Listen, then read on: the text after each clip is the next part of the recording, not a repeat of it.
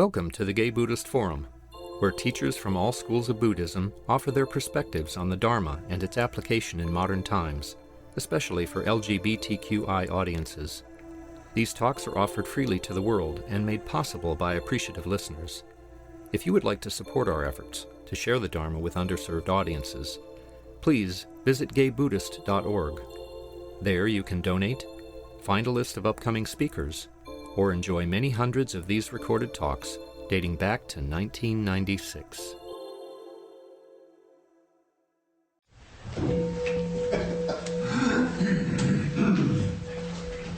Sorry for the minor technical difficulties I'm experiencing. Welcome back. I think it's our tradition or custom or practice to go around the room and say our names. All of the above. I'm George. Jason. Greg. Frank. My name is Rich. John. Grisha. My name is Cass. Mike. I'm Jim. I'm Bob. Jeff. My name is Jerry. Matthew. Larry. Ricardo. Jack. Samuel. I'm Hal. John. I'm Richard. I'm Andreas. Don. Everybody. And our speaker today, many of you know, is David Lewis. David Lewis has been following the Dharma path for 45 years. Wow. And had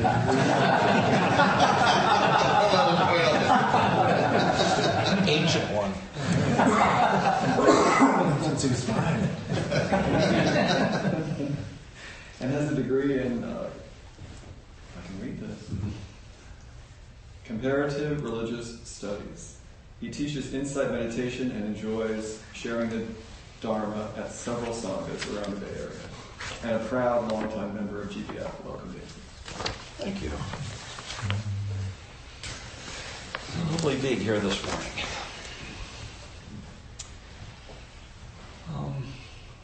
Today I wanted to talk about harmony. It's just been on my mind for a while. Perhaps because we live in such unharmonious times, disharmonious times. I can't remember quite where I ran across the principle of harmony, because it's not a particularly Buddhist one. Buddhism has different words for what the Chinese refer to as harmony. But somewhere, a month or so ago, I ran across a definition or a term for harmony, and I thought, it just called to me.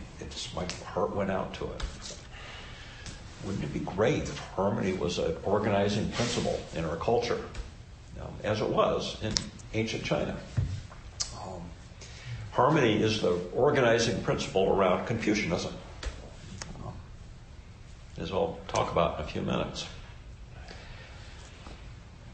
So it's something I've never talked about before and never researched much, and it's not exactly a part of my practice, because harmony, like equanimity in Buddhism, harmony is not a practice, it's more of an outcome of practice, a result of practice.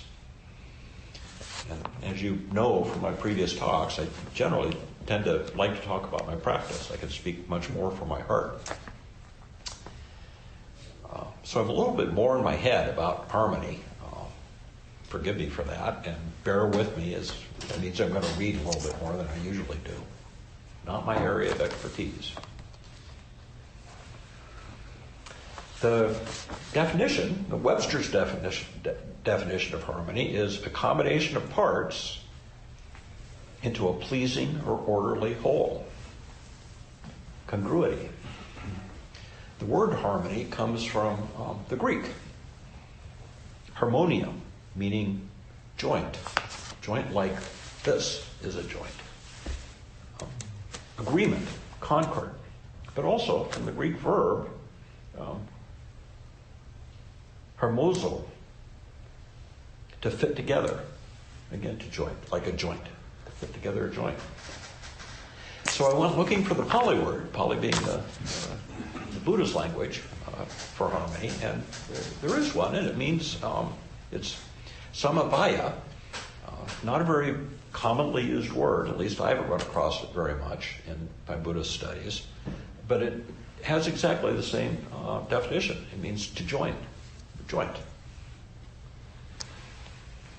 So synonyms in English for harmony are accord, agreement, peacefulness, amity, amicability, friendship, fellowship, concord, cooperation, understanding, consensus, unity, sympathy, support, unison, concert, oneness, and synthesis. And I was reflecting on those synonyms for a day or so, and it occurred to me that all four of the Buddha's Brahma Viharas are included in that list of synonyms. All four of the Buddha's immeasurables, sometimes they're called, loving kindness, compassion, joy, and equanimity, are included in that list of synonyms for harmony. So it's my conclusion, my non-scholarly, non-academic, personal conclusion that Chinese concept of harmony is roughly equivalent to our Brahma Viharas in Buddhism, and especially equanimity, as I'll talk about in a bit. So I think I'm making the assumption that's the reason why there's not a word that's commonly used for harmony in Pali. It's because we have these other concepts, Brahma Viharas, loving kindness, compassion, and equanimity, joy. So as I said, harmony is a Confucian ideal, and Confucius was a pretty interesting teacher in China. One of the more interesting things to me about Confucius is that he's a direct contemporary of Buddha. He quite possibly lived at the same time. They lived during a time that Karen Armstrong, who wrote a book about it, called the Axial Age, which is a period of history from about 200 BC to about 800 BC, several hundred years, when the Buddha lived, Confucius lived, the early Greek philosophers were operating in Greece, plus I think maybe Zoroaster in Persia. So the Axial Age was a creative, fundamental time in the development of world religion in many different countries. So Confucius lived about the same time as the Buddha. And Confucianism, like Buddhism, is sometimes referred to as religion, but more often as a philosophy or a humanistic or rationalistic religion. Confucianism, like Buddhism, doesn't talk about God. It's a way of governing, or simply a way of life. And of course, as we've all talked about before, the Buddha didn't set out to found a new religion, and he certainly didn't call anything Buddhism. That happened. The word Buddhism actually didn't come along until the white colonialists discovered it and gave it a name, because every belief system, from the colonial point of view, had to be an ism. It was a path to be followed. The Buddha simply offered a path, as did Confucius, a way of life. The difference, subtle difference between Confucianism and Buddhism, or what Confucius offered as a path and what the Buddha offered a path, is that Confucius emphasized family life and social concord. Confucianism and the idea of harmony and community includes government. Whereas my understanding that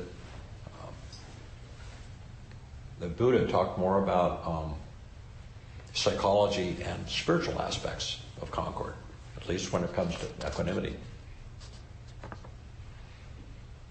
So the worldly concern of Confucianism rests on the belief that human beings are fundamentally good and teachable, improvable, like Buddhism.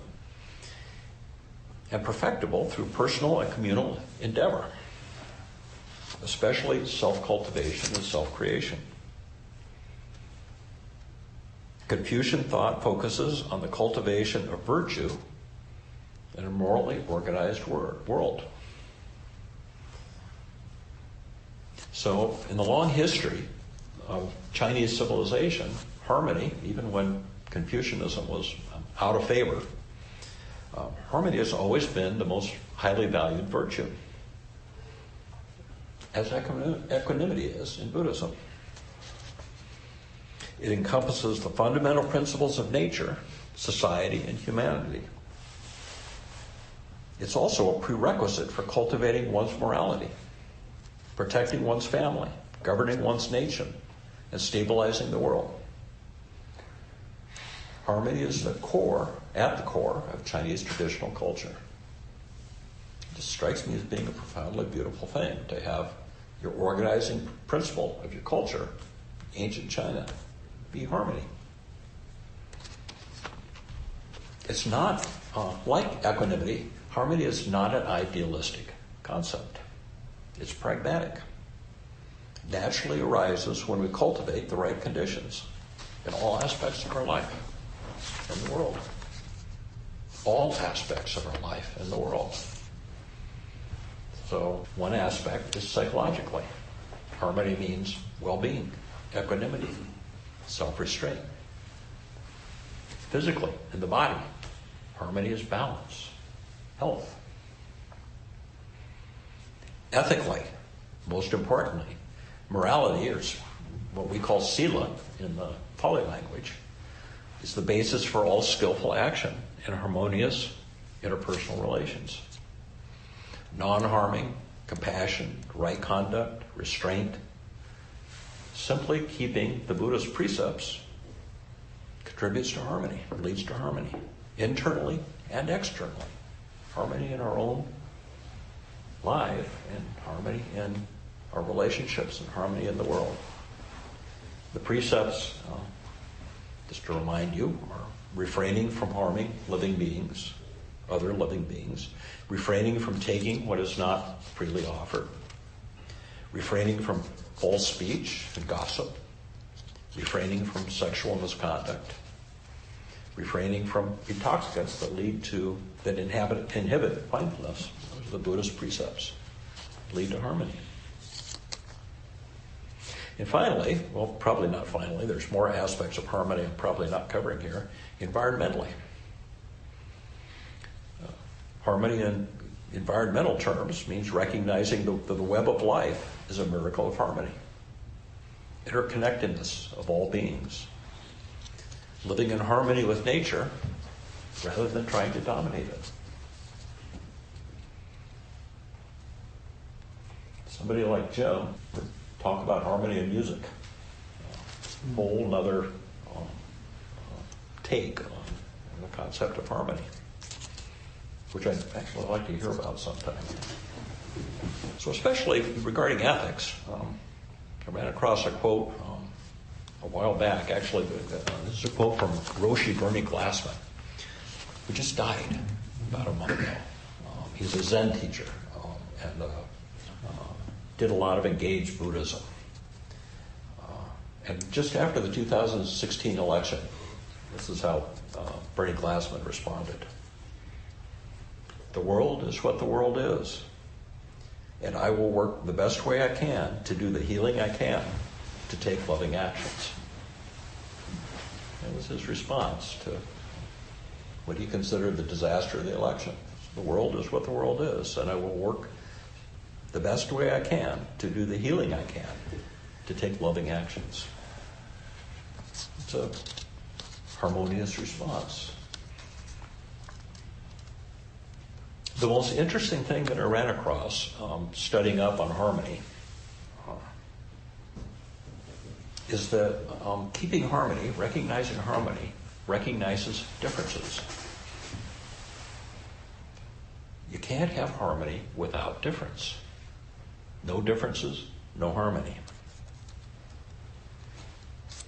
Seeking harmony, but keeping differences, is used as a standard to distinguish a gentleman from a petty man in Confucianism. Harmony but difference, it's a quote, harmony but difference is to pursue an inner balance, not agreement on the surface. It is admitting the difference and diversity among all things, and at the same time recognizing their interconnectedness. So harmony is reliant on differences. It doesn't try to erase difference. It doesn't mean we all agree. And I found that something really worthwhile reflecting on, is that you can have a culture with a lot of diversity, a lot of differences, political differences, cultural differences, and you can find harmony there. Harmony is possible. Something that simply doesn't exist in our culture, that concept. So I'm promoting it. Robert Thurman, the scholar of Tibetan Buddhism, said, "When you understand interconnectedness, it makes you more afraid of hating than of dying." When you understand interconnectedness, it makes you more afraid of hating than dying. And another quote along the same lines from the great 20th century Dharma master Albert Einstein.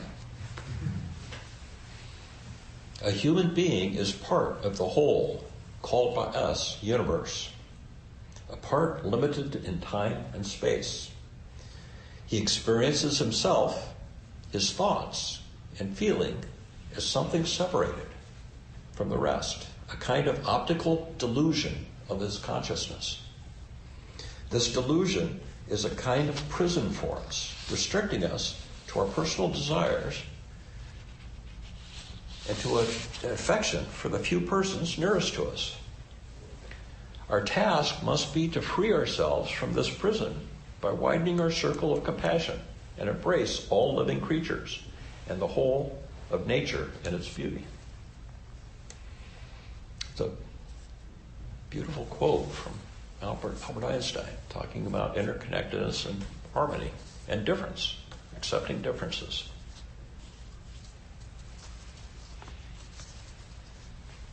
So,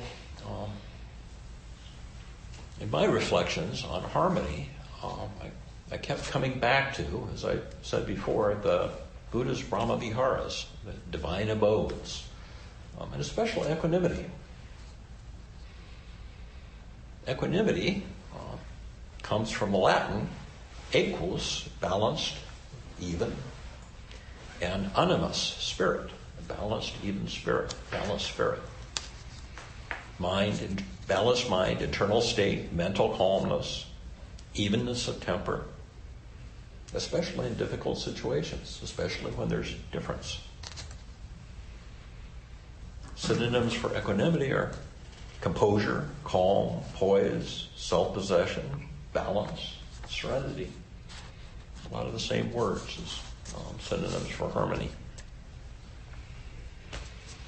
So it seems to me that equanimity in our Buddhist practice is harmony internalized. It's internalized harmony. It's considered in Buddhist practice, my understanding, to be one of the highest states of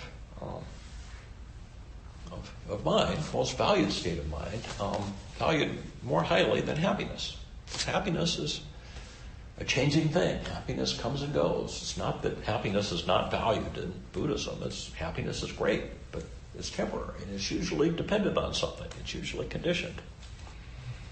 Whereas equanimity, if it arises from a practice of simply watching the changing nature of things in the moment, as we're trained in our meditation practice, equanimity can be there whether things are going well for you or not, whether things are going well in the world or not. Whether you're happy or sad, you can still have some equanimity. It's the pinnacle of the Brahma Viharas. Each one of the Brahma Viharas, as you probably know, has phrases associated with it so that they can be practiced to cultivate that desired state, whether it's metta or compassion or joy or equanimity.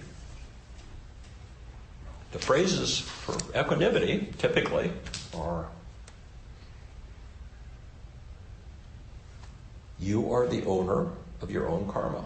Or if you apply it to yourself, I am the owner of my own karma. You are the owner of your own karma. Think about using these phrases with somebody that's difficult in your life, or even somebody you don't know that might be in the news. You are the owner of your own karma. Your happiness or unhappiness depends on your own actions and not my wishes. No matter how I might wish things to be otherwise, things are as they are. Although I wish only the best for you, I also know that your happiness and unhappiness depends on your actions and not on my wishes for you.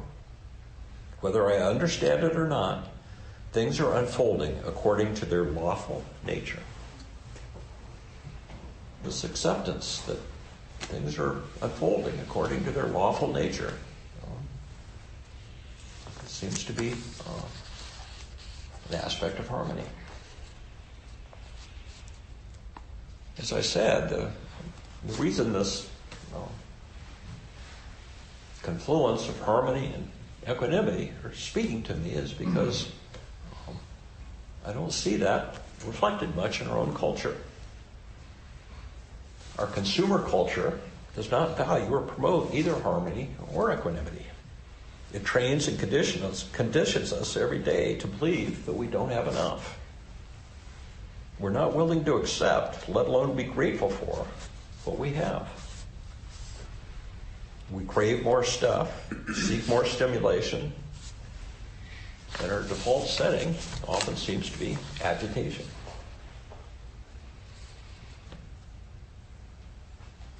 So following the Dharma path is what the Buddha offered to us in practice to free us from suffering. From our cultural point of view, feels like swimming against the stream. It's a phrase that the Buddha, phrase that exists in the suttas, against the stream of our cultural conditioning. I think that's true for harmony as well. It's like practicing against the stream, swimming against the stream. But with practice, at least in my experience, we start to see our preferences changing. We choose silence over noise. We prefer stillness over stimulation. We appreciate spaciousness more than stuff. I don't know if this is your experience. The Brahma Viharas naturally arise out of practice. It's not something that one has to strive for. And the same thing's true for harmony. It's not something to strive for. It's something that arises out of practice, quite naturally. It's simply the practice of being with what's happening in the present moment and noticing the changing nature, the empty nature of phenomena as we sit quietly. Both equanimity and harmony arise from an understanding of the conditionality, impermanence, and interrelatedness of things. Those are core insights that tend to arise from Buddhist practice. Conditionality, impermanence, and interrelatedness of things. So if we want to promote harmony in the world, it's best to start with ourselves. One way that we can do that is what we do every week here at GBF and many other sanghas is we offer merit of our practice. There's a lot of different ways of using the merit phrases or composing of merit phrases. But here's what I might suggest for cultivating harmony. May I be safe from danger and harm. May I be healthy in body and mind. May I live with peace and ease. May I abide in harmony with all beings. May all beings be safe from danger and harm. May they be healthy in body and mind. May all beings coexist with peace and accord. May they abide in harmony with nature. So, either reflecting on the precepts or using the merit phrases might be a good balance to the disharmony that exists in our daily lives, especially when we confront the news. We can generate some harmony in ourselves, and that's going to have an impact on other people. So that's what I have to offer on harmony. Humble thoughts is something that I'm not an expert on. I'd like to hear your thoughts, feedback, questions, but any experience you might have with the practice of harmony, please. Thank you, David. I appreciated a lot of your comments. What I kept thinking, though, was, and maybe this is a footnote, is that particularly Confucianism and its current reincarnation in China, I mean, harmony could be thought of as in political terms, that is to say, a kind of Han hegemony. Yeah. And in fact, Yeah. in China historically, Yeah. that harmony, those differences were suppressed because people followed rules. Yeah. And if you stepped outside the rules, you were killed. Yeah. So, I mean, there is a caveat to that, I would say. The other kind of thought I had is, I think you have to be careful with harmony because it may have fit in that world, again, sociopolitically, but in the context of democracy, and especially populist democracy that we're having to deal with now, I think, anyway, it needs to be calibrated, that's all. I think the point is well taken. I just offer those footnotes, whatever they are for. I had exactly the same thought. And it's interesting, especially comparative religion, it's interesting to me how our traditional religions have been all co-opted by political systems. The reason I was emphasizing the point that originally with Confucius, that harmony was all about differences and respected differences and recognize that there's different is because that's pretty much the opposite of the way the contemporary Chinese government is reviving Confucianism. Look what's happening in the Uyghurs in Xinjiang. So the metaphor or simile that I came up with my own mind is that that there's people that complain that don't complain. There's people that describe our culture as a Christian culture for kind of the same reasons. Yeah. I would be fine if our culture really was following the precepts of Christ. As a Buddhist, I'd be okay with that. But I don't think that's exactly what they mean. I don't think we're... So I think that's what's happened in China is Confucius was very much out of during the communist years, and now Confucianism is being reintroduced to instill order and nationalism. This is a Chinese thing. So that happens a lot in politics and history. But I don't think in any way that it clouds the original mission of Confucianism, Christianity, Buddhism, or religions get used. Thank you for that. Yeah, well, I was thinking along the same lines. Like with equanimity, it seems like that's something I can work on in myself. It's like to kind of cultivate non-attachment.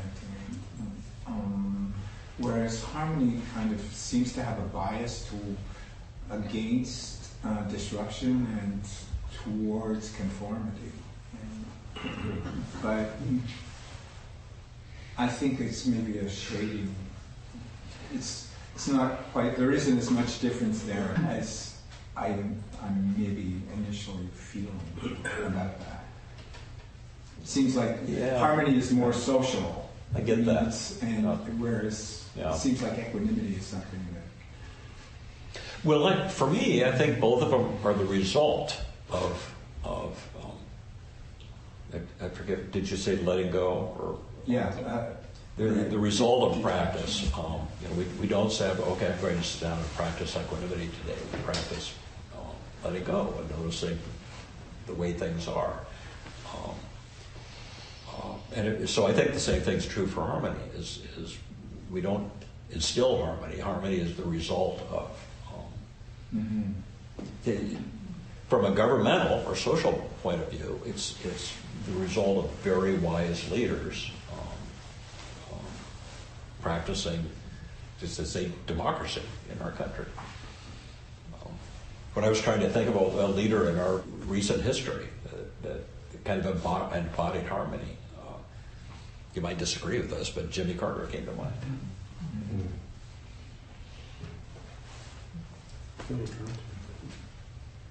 That was beautiful, David. Thank you. I really like the word harmony too. I've often thought of synchronicity or to synchronize and blend, like in the martial arts sense, or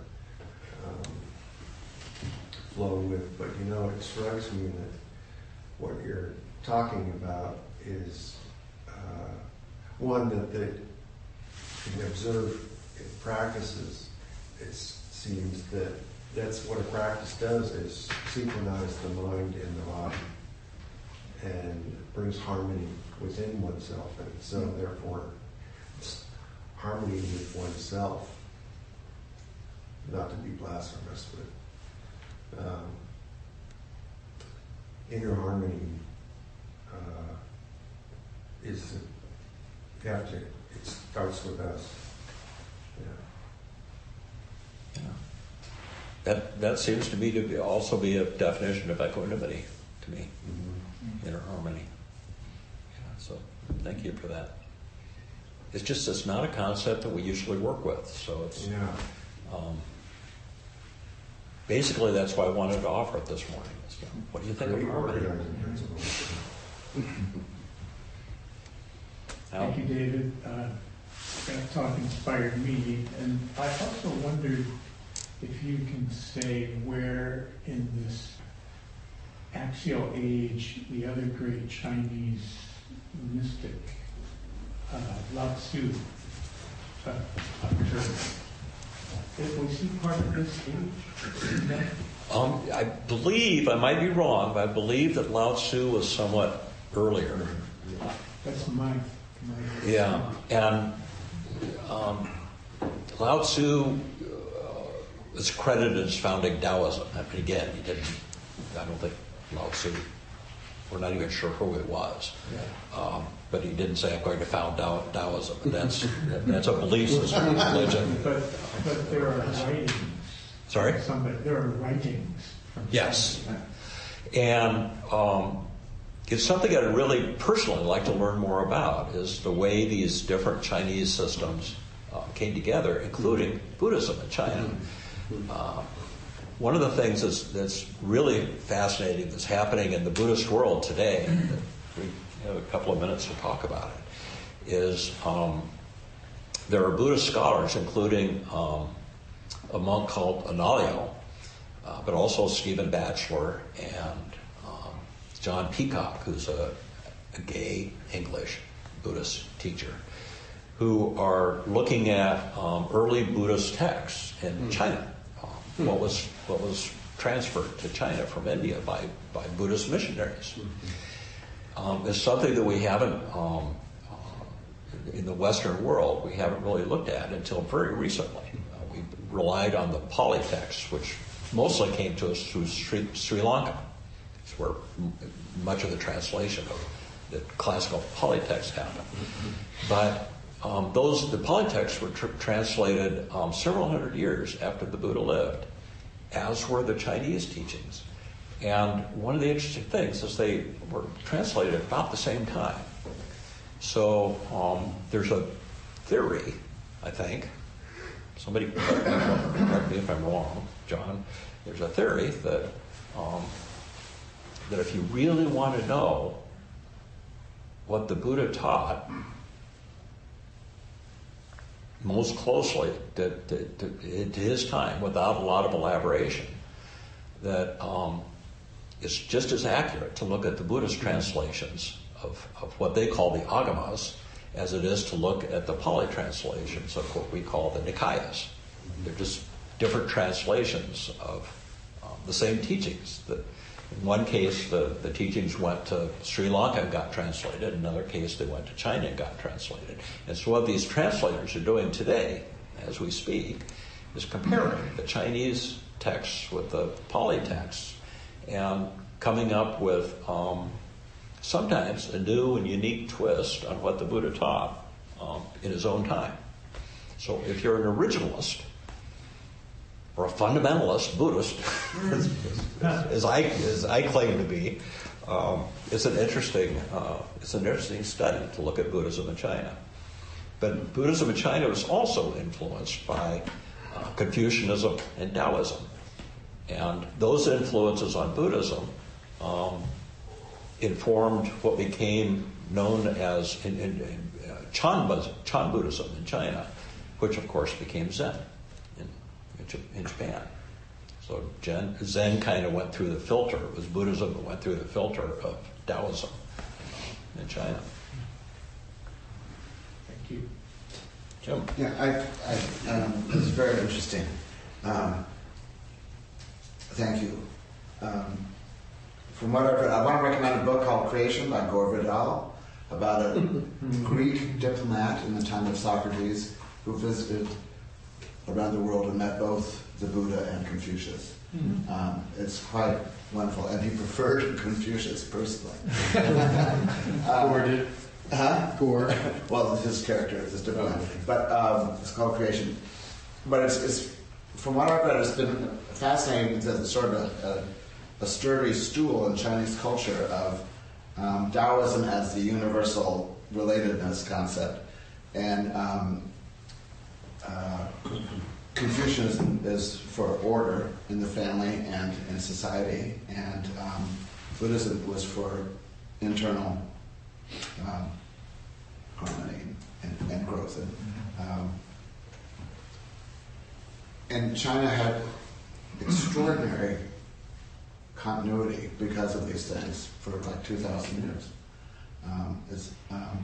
But Confucianism, as magnificent as it was, and Confucius was great, and his translation of the I Ching is unparalleled in terms of insight. And I forgot. Who's translation? Confucius, yeah. I believe it is not just theory that Jesuit missionaries in China in the 1500s sent back translations of Confucianism to Europe that strongly affected the development of the Enlightenment. So that Confucius' sense of the superior man as one who was unified and publicly servant and good dad and all that stuff informed that emerging understanding of what political order and culture could do for the individual. So it's interesting. Cool. Yeah. Thanks for showing up. I didn't know that. It's kind of amazing how people got around in the centuries before Christ. Matteo Ricci was the Jesuit who learned Chinese when he got there, and then he gained influence by teaching European mnemonic methods, like a memory palace of certain groups of knowledge and different rooms in your mind to help Mandarin students cram for their 3-day ordeal of writing out all the sacred texts of China. The examinations. Yeah, right. And but he also brought technology of how to build fountains to China. They also built the Summer Palace. Yeah. Where's the bread? Please. 1860. I'm a student of the sacred psychology of the Enneagram. The sort of prototype, archetype of all types. At the top, the Enneagram is type 9, which has a very inclusive, kind of harmonious orientation.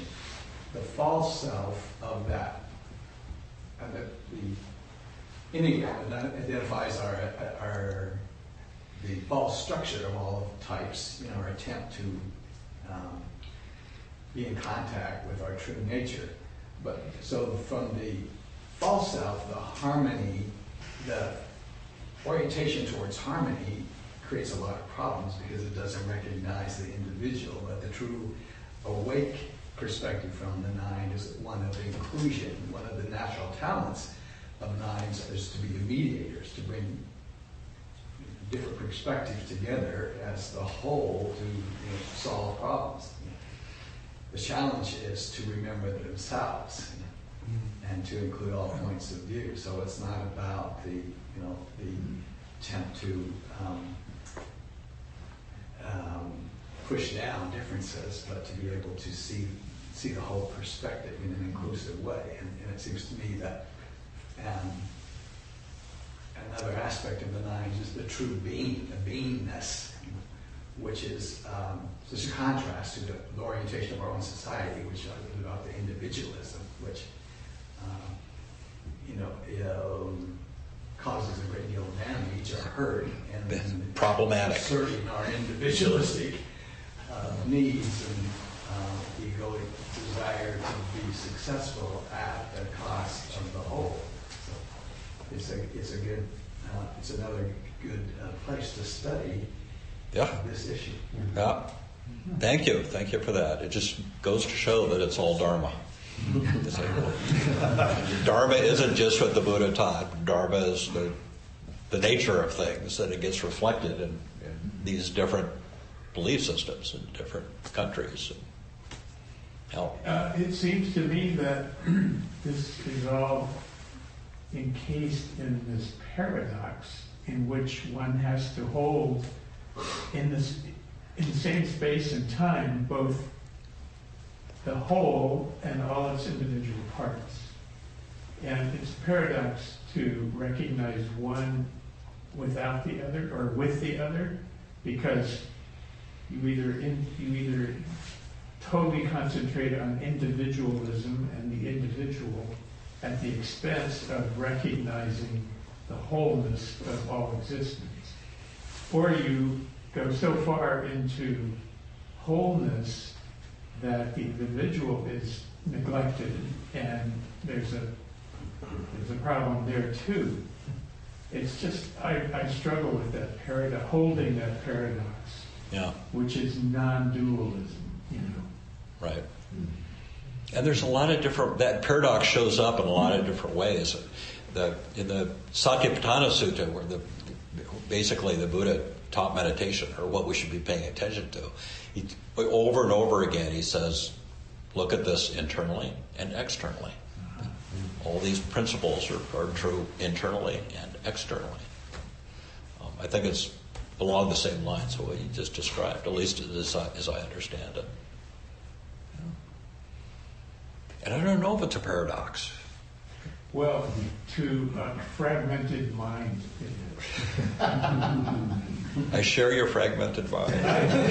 We all share a fragmented mind. Thank you, Al.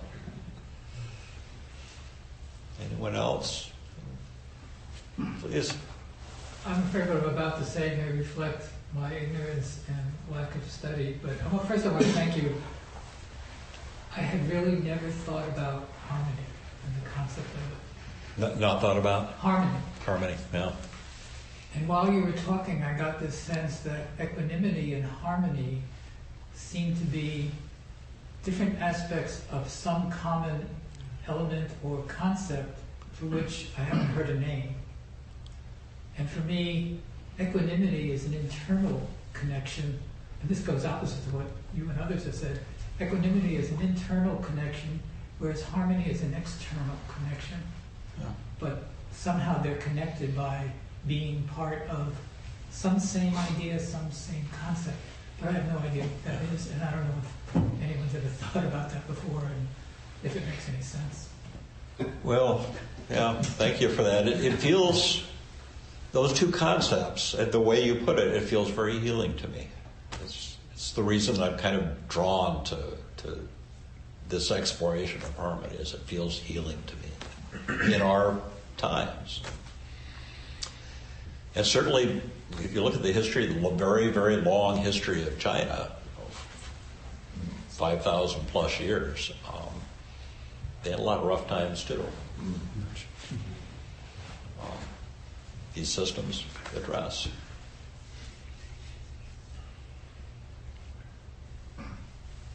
Thank you, David.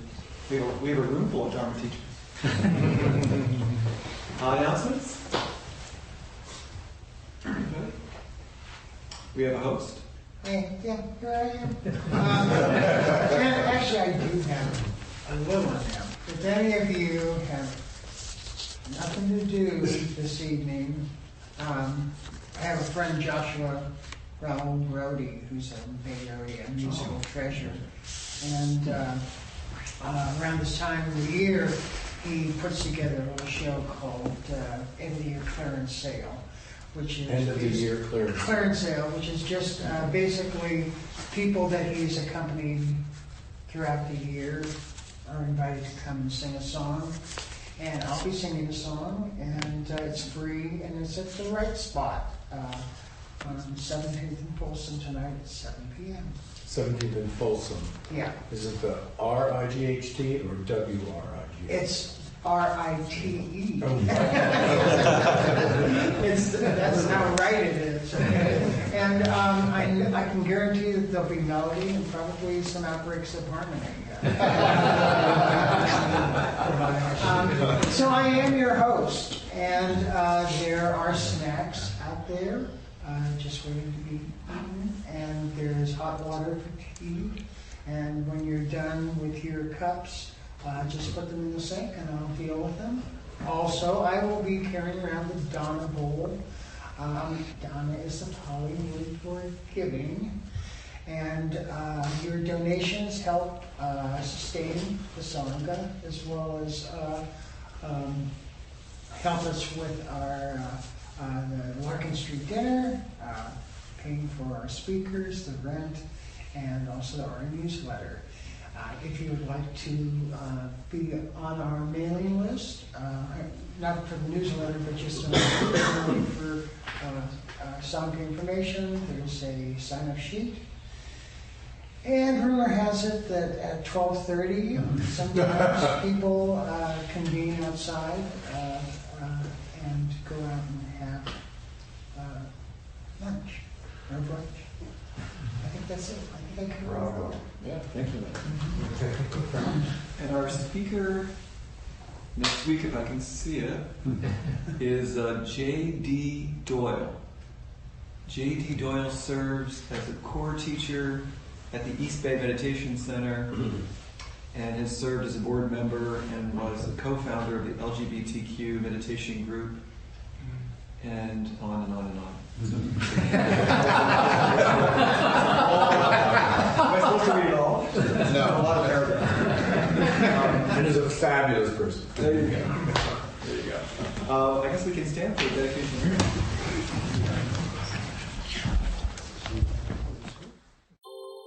Thank you for listening to the Gay Buddhist Forum. If you would like to hear several new talks per month and be notified of upcoming speakers so you can participate live, please subscribe to this podcast, like us on Facebook, and join our mailing list by visiting gaybuddhist.org.